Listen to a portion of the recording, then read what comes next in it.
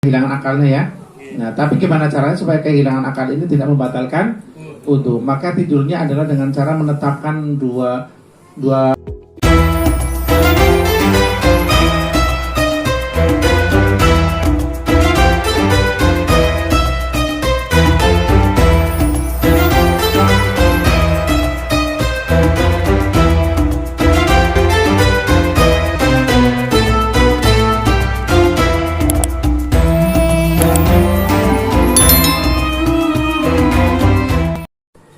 Pertanyaan yang berikutnya, bagaimana cara tidur agar wudhu tidak batal?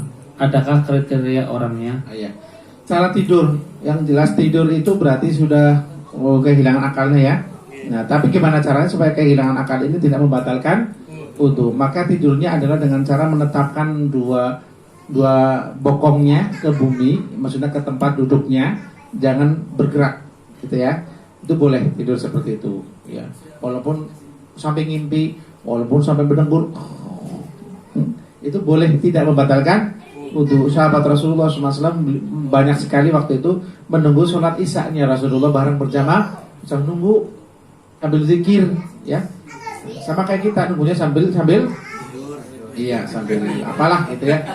Nah, jadi duduk ya.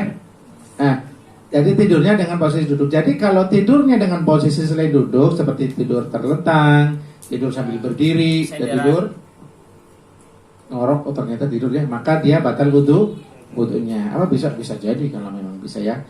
Nah, oke. Kriterianya orangnya adalah orangnya ini kira-kira kalau dia duduk tidak ada celah antara tubuhnya yang berhadapan langsung dengan bagian bawah tempat dia duduk. Tidak ada rongganya. Karena apa? Kalau ada rongganya nanti kemungkinan dia kentut gak kerasa juga. Orang yang terlalu gembrot, bukan gemuk lagi, sehingga dia kalau kentut pun dia nggak denger. Nah, ini bisa. Yang kedua, orang kurus yang kurus banget, sehingga seperti tulangnya udah kayak nempel dengan ini kriteria orangnya. Jadi orang yang terlalu gemuk dan saya terlalu gemuk nggak Pak? Alhamdulillah. Nah, kita terlalu kurus ya. Kemudian langsung aja, insya Allah langsung jawab cepat. Yang ketujuh. Bolehkah kerja di bank, pokoknya berbagai macam bank dan berbagai macam bagian? Ya, kalau banknya konvensional dan sesuai dengan peraturan perundang-undangan, maka boleh. Ya, jadi NU dan Muhammadiyah yang besar itu, organisasi besar yang mengatakan itu memang syubhat. Ya, tetapi syubhat itu belum tentu haram. Apalagi hajat manusia membutuhkan perbankan. Ini saya beli apa nih? HP-nya dari toko kan? Punya pabrik nggak? Ya, kira-kira pabrik mesti punya modal sendiri apa ngutang? Utangnya sama Pak Haji apa Pak Yai? Udahlah, terima kasih jawabannya ya. Kalau boleh seperti itu berarti bagian manapun boleh. Ya, cukup. Terus apa lagi? Yang berikutnya, apa ciri-ciri hidup kita diberkahi oleh Allah Subhanahu wa taala? Bismillahirrahmanirrahim. Walau anna ahlal qura amanu wattaqau la fatahna 'alaihim barakatin minas sama'i wal ardi.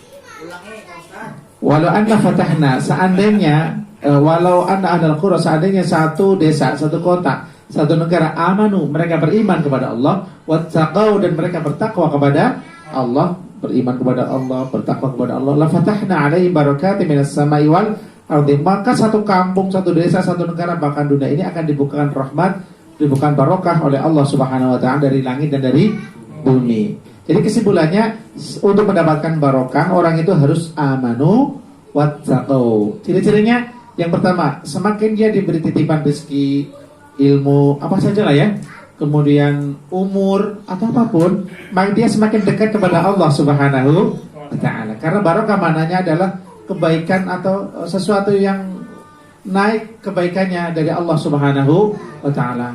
Ilmu contohnya, ilmu yang barokah dan ilmu yang sering diamalkan, ilmu yang disebarkan dan mudah. Ini salah satu ilmu yang barokah. Rumah yang barokah, ini kan titipan Allah ya, sering dipakai untuk pengajian, untuk ibadah, itu gampang mudah. Badan yang berkah ini gak susah untuk ibadah. Makanya cek sendiri Pak, badannya disuruh ibadah susah apa enggak, gitu ya. Jadi apapun titipannya akan membuat dia semakin dekat kepada Allah. Yang kedua, akan membuat orang itu lebih tawadhu Pak, sebab dia semakin malu, semakin hari dia semakin menghitung nikmat Allah terlalu banyak. dan nggak bisa mensyukurinya dengan sempurna, sehingga adanya malu kepada Allah Subhanahu wa ta'ala. Bagaimana nggak dia sholat, alhamdulillah saya dikasih sholat. Dia mau syukur gimana caranya? Dia udah sholat lagi deh. Ya, semakin dia beribadah, semakin dia bersedekah, dia semakin bersyukur, semakin malu kepada Allah, dan malu menyebabkan tawadhu, adab asur, menghormat kepada Allah Subhanahu wa ta'ala. Dan yang ketiga, ciri-ciri keberkahan itu adalah anfa'u, yaitu lebih bermanfaat kepada orang lain, tidak hanya untuk sendiri. Jadi sebagaimana Rasulullah menyampaikan, khairun nas anfa'uhum linnas. Orang yang paling baik, khair karena berkah artinya adalah kebaikan dari Allah, adalah yang paling bermanfaat untuk manusia. Itu jawabannya ya. Masih ada? Terakhir. Iya.